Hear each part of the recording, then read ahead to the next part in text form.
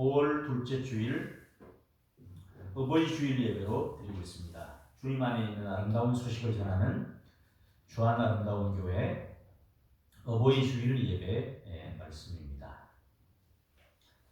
제자들은 어떻게 주를 믿었을까요?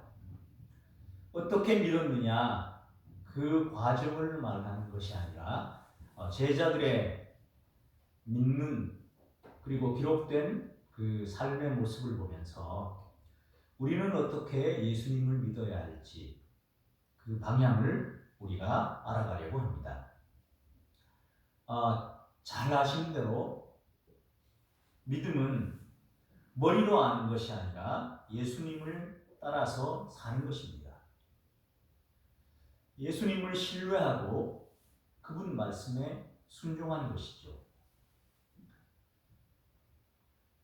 머리로 아는 것, 인식하고 이해하는 것은 필요 없는 것일까요? 결코 그렇지 않습니다. 먼저 예수님이 누구인지 인식하고 이해하는 것이 필요합니다. 그런데 이것은 성령께서 열어주지 않으시면 또 깨닫게 해주지 않으시면 결코 알 수 없는 것입니다. 그런데 머리로만 아는 것이 아닙니다 하고 말할 때 그 뜻은 무엇인가 하면 거기에 머물지 않는다는 거예요. 거기에 국한되지 않는다는 거예요. 머리로 아는 것만이 아니라 그것을 넘어선다는 거예요. 이해가 필요하고 인식이 필요합니다. 그런데 이해와 인식을 넘어서는 것이 필요합니다. 머리로만 알고 예수님이 내 죄를 위해서 십자가에 달리시고 또 부활하셔서 내 죄를 다 짊어지셨고 다시 살아나셨기 때문에 그 사실을 내가 믿고 감사하고 고백하고 예수님을 내 마음에 모셔드리면 구원을 받습니다. 그리고 하나님의 자녀가 됩니다. 감사하죠. 내가 한 것이 아닙니다. 하나님의 은혜입니다. 그래서 과거에 지은 죄, 현재에 짓고 있는 죄, 미래에 지을 모든 죄까지 용서를 받았습니다. 그것이 복음의 핵심이죠. 핵심임에 틀림없습니다. 그런데 많은 분들이 거기에 머물러서 삽니다. 이제 구원받았기 때문에 이제는 복을 받고 이제는 내가 원하는 삶을 주님께서 이루어 주시기를 기도하면서 기대하면서 살아갑니다. 내가 주님 뜻대로 그 말씀대로 따르려고 하는 것은 상대적으로 좀 약하더라 하는 것입니다. 그래서 머리로만 아는 것이 아니라 예수님을 따라 사는 것이 믿음입니다 하고 말하는 거예요. 그러려고 하면 예수님을 신뢰해야 되는데 예수님이 십자가에서 부활하셨다 이렇게 말하는데 엄밀하게 말하면 십자가에 달리신 예수님을 하나님 아버지께서 부활시키신 것입니다. 성부 하나님께서 부활시키신 것입니다. 당시의 종교 지도자들, 그들이 예수님을 고발했습니다. 재판장이신 하나님 앞에 예수를 고발한 거예요. 율법을 지키지 않는다고. 청렴하다고. 우리가 볼 때는 사람인데 자신이 하나님의 아들이라고 말한다고. 신성모독죄를 지었다고 고발한 거예요. 십자가에 못 박은 거예요. 그런데 재판장이신 하나님이 누구 편을 들어줬냐? 예수님 손을 들어준 거예요. 예수님이 옳다는 거예요. 예수님이 진리라는 거예요. 그래서 예수님 스스로 부활한 것이 아니라 하나님이 예수님을 부활시키신 거예요. 재판장이 예수가 옳다는 것을 온 세계에 드러낸 것입니다.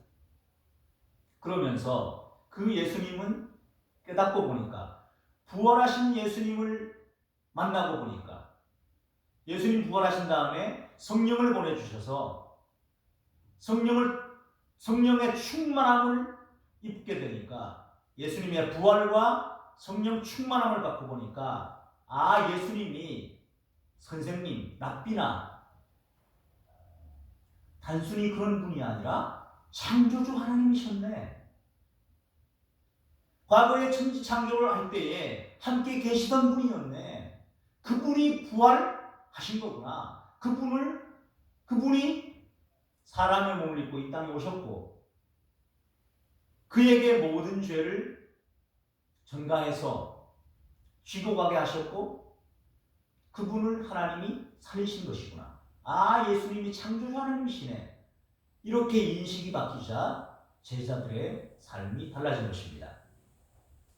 우리는 베드로가 예수님의 부름을 받을 때의 이야기를 잘 알고 있습니다. 누가복음에 의하면 베드로는 그날도 밤새도록 고기를 잡고 있었습니다. 그런데 신기하게도 한 마리도 잡지 못한 거예요. 그래서 허탕을 쳤습니다. 새벽에 그물을 씻고 있었습니다. 이제 정리하고 들어가야지. 나올 때는 만선의 기쁨으로 나왔는데 한 마리도 못 잡았네.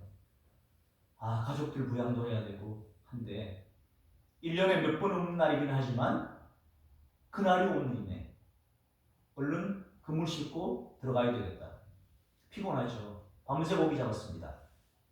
고기가 신나게 잡히면 어떨까요? 피로함도 덜하고 재미까지 있죠. 기쁨이 있죠. 피곤도 이겨낼 수 있는데 고기를 한 마리도 잡지 못하자 피곤도 몰려왔습니다.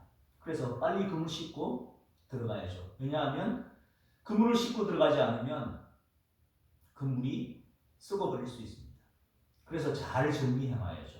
하고 있는데 예수님이 그 배에 좀 오르자는 거예요. 거절할 수 없어서 피곤을 무릅쓰고 순종했습니다. 그랬더니 어디서 몰려왔는지 수많은 사람들이 해변에 앉아서, 해변이 어떻게 생겼어요? 좀 이렇게 뒤쪽은 좀 높고 바다 가까운 쪽은 좀 내려가 있잖아요. 그러니까 거기에 사람들이 앉으면 어떻게 보여요? 이렇게 계단에 앉은 것처럼, 계단은 아니지만 완만한 계단에 이렇게 앉은 것처럼 사람들이 쭉 앉아 있는 거예요. 많은 사람들이 몰려와서 주님 말씀 듣기를 원하는 것이었습니다. 그래서 좀 뛰었더니 거기에서 하나님의 말씀을 하시는 거예요.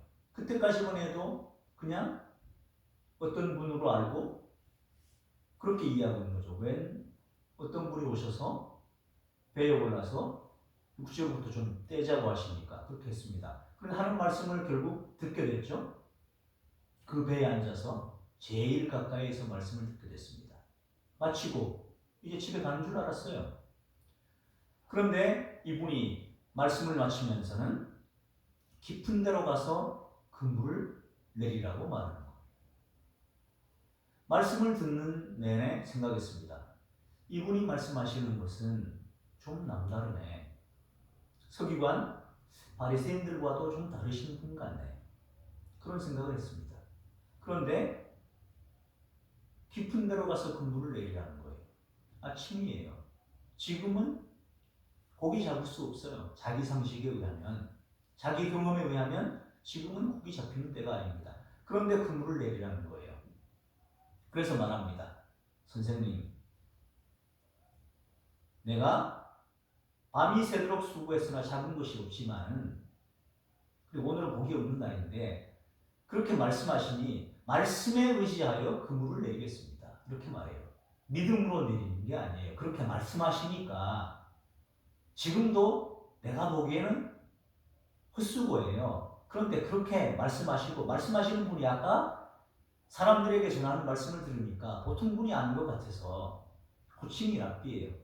선생님, 밤이 새도록 수고했으나 잡은 것이 없지만은 그렇게 말씀하시니까 말씀에 의지해서 내가 그물을 내리겠다 하고 내렸습니다. 그런데 대박이 난 거예요. 끌어올릴 수 없을 지경이에요. 저쪽 편에서 다른 배에 있는 친구들을 불러서 함께 끌어올렸는데 2배에 잠길 정도가 됐습니다. 그물이 찢어질 정도가 됐습니다. 그때 현타가 왔습니다. 무릎을 꿇고 앉습니다. 호칭이 달라집니다. 주여, 나를 떠나소서. 나는 죄인으로서이다. 그냥 단순한 변화가 아니에요. 이 호칭의 변화는 엄청난 거예요. 그냥 일반 서민 그렇게 하다가 호칭이 달라지죠. 선생님 그러다가 주여라고 말해요. 그랬더니 이분이 말씀하시는 거예요. 두려워하지 말라. 네가 이후로는 사람을 취하리라. 내가 이제 이후로는 너에게 고기 잡는 어부가 아닌 사람을 낚는 어부가 되게 하리라 하셨어요. 믿음이 생겼죠. 잡은 고기를 집에 갖다 주고 갈 것 같은데 다 배와 그물을 다 버려두고 주님을 따릅니다.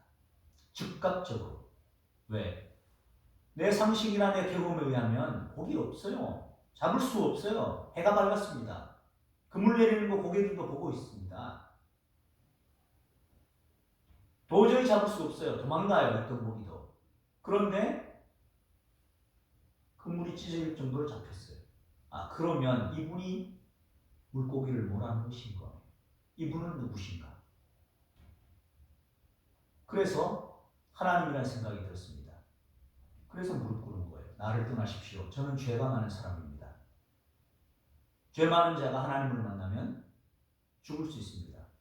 그렇게 말씀하시는데 그분이 네가 이후로 사람을 낚는 어부가 되게 하리라 하셨을 때 그 말씀은 평범한 사람 혹은 랍비의 말이 아니었습니다. 하나님의 말씀처럼 들렸습니다. 그래서 모든 것 버려두고 따르게 됐습니다. 따랐지요. 베드로가 이렇게 주님의 부름을 받고 따르는 이 시기가 주님이 십자가 지기 전일까요? 후일까요? 다 아시잖아요. 십자가 지시기 전이에요. 부활하신 후일까요? 전일까요? 전이에요. 부활 전에도 십자가 전에도 예수님을 향하여 주님이라고 고백할 수 있고요. 순종하고 따를 수 있어요. 따랐습니다. 요한복음 6장에 가면 주님 말씀을 듣는 장면이 나와요. 평범한 말씀이 아니죠. 굉장한 말씀이에요. 집중해서 들었습니다. 성찬에 관한 말씀을 하시고 어려운 말씀을 하시는 거예요. 이것을 먹어야 산다 그러시고 당시로는 이해할 수 없었어요. 예수님이 십자가에 달리기 전에 성찬을 제정하시면서 떡을 떼어주시고 잔을 주시면서 그때 성찬을 제정하시는데 그 이전에 이 말씀을 하시니까 저 말씀이 무슨 말씀인지 몰랐어요. 이 말씀은 어렵도다 하고 요한복음에 의하면 떠나가는 사람이 되게 많았어요. 그때 주님이 베드로에게 묻습니다. 너도 나를 떠나려 하느냐? 할 때 베드로의 대답입니다.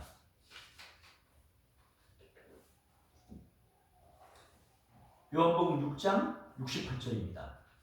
시몬 베드로가 대답하되 주여 영생의 말씀이 주께 있사오니 우리가 누구에게로 가오리까? 떠나지 않습니다. 떠나지 않아요.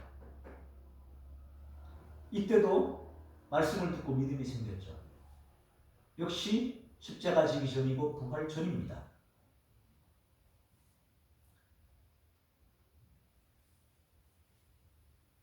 오늘 본문은 어떻습니까? 부활하신 후에 예수님이시죠. 베드로는 죄책감에 빠져 있습니다. 왜냐하면 그 이전에 호언장담했었거든요. 성찬을 제정하시면서 주님이 말씀하셨습니다. 너희 중에 하나가 나를 팔리라. 돌아가면서 묻습니다. 저는 아니지요. 저는 아니지요. 저는 아니지요. 다른 유다인 것을 두세 차례 이상 걸쳐서 주님은 암시해 주십니다. 주님이 말씀하십니다. 너희가 다 나를 버리고 떠나갈 것이라고. 그 자리에서 말씀하셨을 때 베드로가 용기 있게만 주여 아닙니다. 다른 사람들은 다 떠날지라도 저는 결코 주님을 떠나지 않겠습니다. 죽는 자리까지 가겠습니다. 과거에도 그렇게 호언장담했던 적이 있습니다. 예수님이 빌립보 가이사랴 지방에 가셔서 사람들이 나를 누구라 하느냐, 너희는 나를 누구라 하느냐 물었을 때 주는 그리스도시요 살아계신 하나님의 아들이라고 고백했던 이가 베드로예요. 그때도 역시 십자가 전이고 부활 전이에요. 바요나 시몬아 네가 복이 있도다. 이것을 내게 하게 하니는 혈육이 아니고 하나님이시다. 부활 전에도요, 십자가 전에도 성령의 지혜, 하나님께서 주시는 그 임재를 체험할 수도 있고 주님이 깨닫게 하시는 것도 알 수 있고 고백도 할 수 있고 따르기도 해요. 그런데 성만찬 제정하시고 가룟 유다가 나가서 대제사장의 군병들을 데리고 오고 주님이 체포되어 가십니다. 그때도 베드로가 따라가지요. 그런데 그 대제사장의 뜰에 있다가 불쬐는 자리에 있다가 누군가 베드로를 알아보고 저 사람도 저 나사렛 예수와 같이 있던 사람이라 할 때 베드로가 부인합니다. 죽기까지 따르겠다고 했던 사람이. 나중에 저주하죠. 그죠? 저주하죠. 저주까지 합니다. 야, 네 목소리가 너를 표명한다. 아니, 지금 말하는 거 보니까 갈릴리 억양이 있는데 무슨 얘기하는 거야? 네 말소리 들어보니까 갈릴리 사람이란 거 알겠는데 갈릴리 억양이 있잖아 지금. 갈릴리 사람 맞네. 그러니까 막 예수님을 욕하죠. 저주까지 하면서 부인했습니다. 무슨 말씀을 드리려고 하냐면 부활과 십자가 전에도 예수님을 주님으로 고백할 수 있고 헌신도 해요. 배와 그물 가족들 다 버리고 주님께 헌신할 수도 있어요. 예수님을 향해 그리스도시요 살아계신 아들이라고 고백하기도 해요. 그런데 그 고백 후에 베드로의 신앙 고백 후에 예수님께서 고난당하고 십자가 달리고 죽으셨다가 부활할 것을 말씀하셔요. 비로소. 그런데 그 말씀에는 동의하지 않아요. 결코 그럴 수 없습니다. 그래요. 그러자 조금 전에 칭찬받았던 베드로가 엄청난 책망을 받습니다. 네가 사탄아 물러가라. 하나님의 일을 생각지 아니하고 사람의 일을 생각하는 자로다. 좀 전에 칭찬받았던 사람이 바로 책망을 받아요. 죽기까지 따르겠다고 했던 사람이 따르지 못해요. 왜 이럴까요? 부활하신 다음에 부활하신 예수님을 만나지 못했고 부활하신 이후에 예수님이 승천하시고 보내주신 성령을 체험하지 못해서 그래요.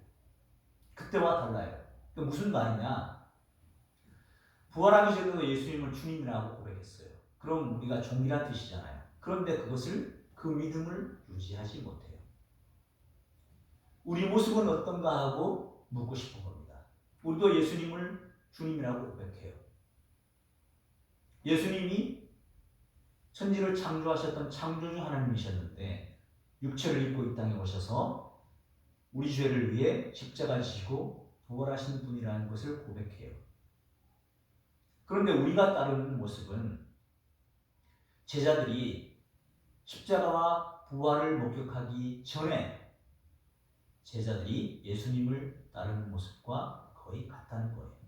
그러면 예수님의 부활과 부활 이후에도 40일 계시면서 하나님 나라를 말씀해 주셨습니다. 그리고 기도하라고 하시고 오순절 성령을 받고 제자들은 완전히 다른 사람입니다. 이렇게 도망쳤던 베드로, 갈등했던 베드로, 대부분의 제자들이 이러합니다. 부활하셨다는 소식 듣고서도 예수님이 승천하시자 다시 고기 잡으러 가자, 옛날로 돌아가자 하고 갈릴리 바다로 가서 고기 잡고 있었어요. 지금 그 장면에 오늘 본문은 그 장면에 예수님이 다시 오신 거예요. 이제 이후로 어떻게 될까요? 내 양을 먹이라, 내 양을 치라, 내 양을 먹이라 하셨어요. 그리고 사도행전으로 가보면 오순절 성령을 받고 베드로가 성령 받은 사람들을 보고 성령의 은혜를 이해하지 못하는 사람들이 뭐라고 해요? 세술에 취했다 할 때 그런 것이 아니라고 하면서 베드로가 한 번의 설교로 40일 전에 50일 전에 십자가에 6월절에 십자가에 못 박아 죽였던 그 예수가 바로 그리스도다, 메시아다 하는 그 복음을 전했을 때에 한 번의 설교로 3,000명이 회개하고 돌아옵니다. 그 역사가 나타납니다. 그리고 그런 여러 가지 유무상통하는 역사가 나타나고 성령께서 은혜를 베푸셔서 내 것을 내 것이라 하지 않고 서로 나누는 역사가 나타나고 예루살렘 교회가 진짜 참된 공동체가 되죠. 그럴 때 대제사장들이 핍박이 시작됩니다. 공회에 잡혀갑니다. 그 자리에서 베드로 뭐라고 말합니까? 우리가 하나님 앞에서 너희 말을 듣는 것이 옳은지 하나님의 말씀을 따르는 것이 옳은지 판단하라. 과거에 예수님 잡혀갈 때 도망쳤던 사람이잖아요. 저주하며 욕했던 사람이잖아요. 그런 사람이 전설에 의하면 베드로 어떻게 죽습니까? 예수님처럼 십자가에 바로 달려서 죽을 수 없다고. 왜? 나는 과거에 예수님을 3번이나 부인하고 배신했던 사람이기 때문에 나는 그럴 수 없다고 십자가에 거꾸로 못 박혀서 순교당한 사람이 베드로입니다. 어떻게 순교하는 자리까지 나아갈 수 있었을까요? 부활하신 이후에 만난 예수님은 이들에게 있어서는 전혀 다른 분이었어요. 정말 예수님을 따르는 것이 무엇일까요? 무엇일까요? 예수님을 주님이라고 고백할 때 그 고백은 단순한 고백이 아닙니다. 누구든지 성령으로 아니하고는 예수님을 주시라고 고백할 수 없습니다. 우리는 이러지요. 내가 예수님이라고 고백하는 부분이 있어요. 입으로만 많이 해요. 삶에서는 우리 교회도 지금 월세를 부담하고 있잖아요. 월세 때가 되면 돈 걱정하죠. 어떤 사람이 사업을 하고 있었어요. 월세로. 대부분 그렇죠. 그럼 월세를 감당하고 이윤도 창출하기 위해서는 어떻게 해야 됩니까? 판매를 해야 되고 실적을 내야 되고 이익이 생겨야 되죠. 그래야 월세도 부담하고 또 가족들 생계도. 그런데 월세 날짜가 다가오는데 매출이 기대만큼 오르지 않는 거예요. 그럼 어때요? 걱정되죠. 여러분 어떻게 하시겠어요? 지인 찬스 쓰실래요? 아는 사람들에게. 아니면 거래처인데 그 거래처에 전화해서 결국 언젠가는 물건 갖고 가셔야 되는데 지금 좀 갖고 가실래요? 막 전화하고 싶지 않아요? 하루나 지금 월세 하루 이틀 전이에요. 오늘 갖고 가면 매출 들어오면 감당할 수 있잖아요. 그런 방법 사용하지 않습니까? 대부분 그러죠. 그러면 거꾸로 한번 물어보자는 거예요. 내 삶의 다른 부분에는 다 예수님이 주님이시고 그분이 다스리시고 그분이 지배하시는데 여기 지금 월세와 물질 부분은 주님이 다스리지 않는 것인가요? 그 사람은 그 깨달음이 온 거예요. 그 깨달음이 온 거예요. 그래서 하나님께 너무 죄송한 거예요. 예수님께 너무 죄송한 거예요. 주님, 제가 이 부분에 있어서 또 주님을 주인으로 모셔드리지 못했네요. 사람에게도 미안하지만 주님께 너무 죄송한 거예요. 내가 예수님을 주님이라고 믿으면서 이 부분에 있어서 또 주님에게 삶의 주도권을 내드리지 않고 주님을 주인으로 섬기지 않고 무시했네요. 이게 주님을 무시하는 거네요. 이게 주님을 경멸하는 거네요. 과거에 몰랐는데 목사님 말씀 듣고 생각해 보니 내가 이 영역에 주님을 무시했네요. 경멸했네요. 그걸 안 거예요. 또 화내는 분이 있어요. 요즘에 보는 드라마가 모두 다 자기의 무가치함과 싸우고 있다. 뭐 그런 드라마를 보는데 기존 드라마와는 좀 다른 것이 있어서 그래서 여자 주인공이 뭐 어제도 그런 얘기를 하는데 자기는 사람들을 볼 때 감정 덩어리로 보인다는 거. 그래서 자기의 생모를 만났는데 그 생모를 향해서 경멸 덩어리라. 모든 사람이 우습게 보이고 하찮게 보이고 그런 분 아니냐? 모든 사람 볼 때. 그래서 경멸 덩어리라고 표현하더라고요. 경멸 덩어리 맞는데 자기는 모르죠. 다른 사람은 다 알아요. 근데 어떤 사람이 화덩어리라고 그럽시다. 화쟁이. 화만 내는 사람인데 딴 사람 다 알아요. 근데 자기는 아니에요. 자기는 뭐라고 말하냐면 세상에 나같이 인격적인 사람이 어디 있어? 응? 난 너무 좋은 사람이야. 나는 화나게만 하지 않으면 화내는 법이 없어. 나는 법 없이도 살 사람이야.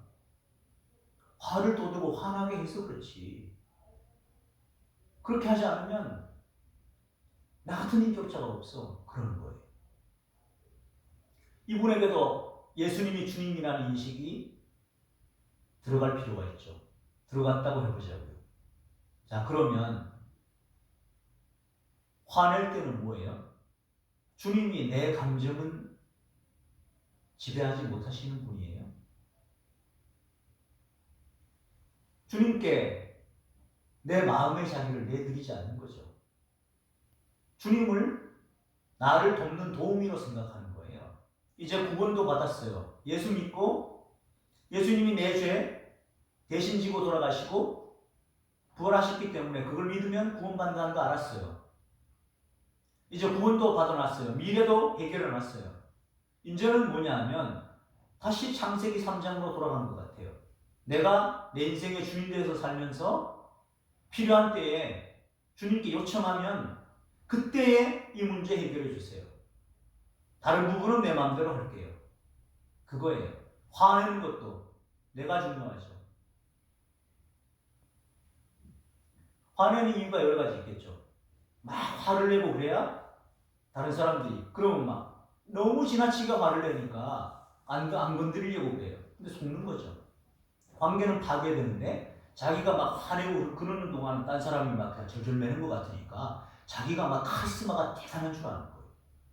그 사람도 속고 딴 사람하고의 관계는 깨지고 힘들어지는 거죠. 근데 자기는 인격자예요. 그럼 화는 예수님이 못 다스리시는가요? 다스리시죠. 그런데 그걸 내어드리지 않는 거예요. 이 사람에게 예수님이 주님이라는 인식이 들어갔어요. 그러면 또 화가 올라오고 화를 표출했잖아요. 그러면 인식이 오는 거예요. 주님 죄송합니다. 화를 내서 상대방이 화를 내서 저 사람도 기분이 나빠졌으니 저 사람에게 잘못했는데 과거 같으면 적당한 기회 와서 사과해야 될까 말까 막 재다가 미안해 이런 식으로 그냥 하고 넘어갔는데 이제는 보니까 진짜로 진정으로 사과해야 되고 그분에게 사과하는 것 이전에 내 감정의 주인이 난 줄 알고 내 인생의 주인이 나인 줄 알고 제가 제 마음대로 하려고 했습니다. 제가 주님께 삶의 주도권을 내어드리지 않았습니다. 주님께 너무 죄송한 거예요. 이것이 돼야 된다는 거예요. 이것이 될 때 감정도 주님께 내어드릴 수 있고 그 영역도 내어드릴 수 있는 거예요. 여러분, 하나님이 저와 여러분을 굉장히 사랑하십니다.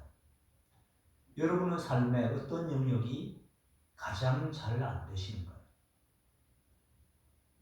주님을 주님이라고 고백하면 주님이 내 인생의 주인이십니다 하는 것이 거기에 사실 간접적으로 있는 거예요. 그래서 호칭 주님이라고 부를 때 이걸 계속해서 가슴속에 되뇌이는 거예요. 주님이라고 할 때마다 주님이 제 삶의 주인이십니다. 제가 그 영역과 주도권을 주님께 내어드리겠습니다. 그랬는데도 잘 안 될 때 있죠. 그때 주님께 먼저 용서를 구하는 거예요. 주님께 먼저 하고 사람에게도 용서를 구하는 거예요. 화를 냈잖아요. 주님께는 내가 또 주님을 무시했습니다. 주님이 주인이신데 제가 무시했습니다. 경멸했습니다. 제 힘대로 안 돼요. 도와주세요. 그거 기도하는 거예요. 먼저 주님께 그렇게 하고 그 다음에 사람에게 사과하는 거, 하는 거. 나를 위해 좀 기도해달라. 나 지금 공사 중에 있다.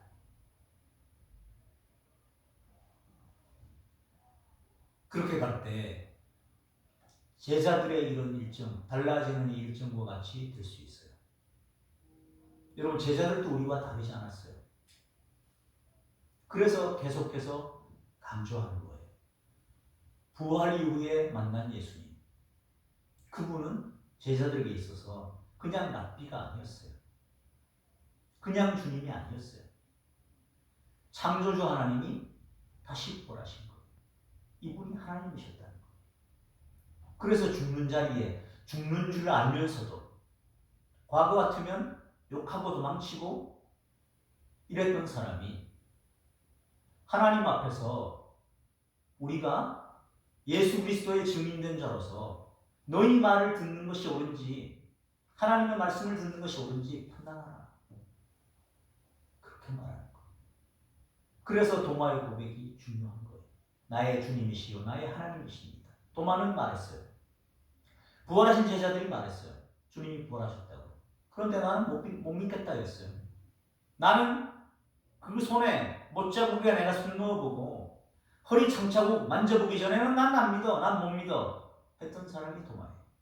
그런데 부활하신 예수님이 제자들이 모인 자리에 벽 뚫고 벽을 통과해서 나타나셨을 때 도마가 손 만져봤어요? 옆구리에 손 넣어봤어요? 그거 없었어요. 그냥 바로 뭐라고 해요? 나의 주님이시요 나의 하나님이십니다. 그때 주님이 말씀하시죠. 도마야, 너는 나를 본고 믿느냐? 봤기 때문에 믿느냐? 보지 않고 믿는 자가 더 복되도다.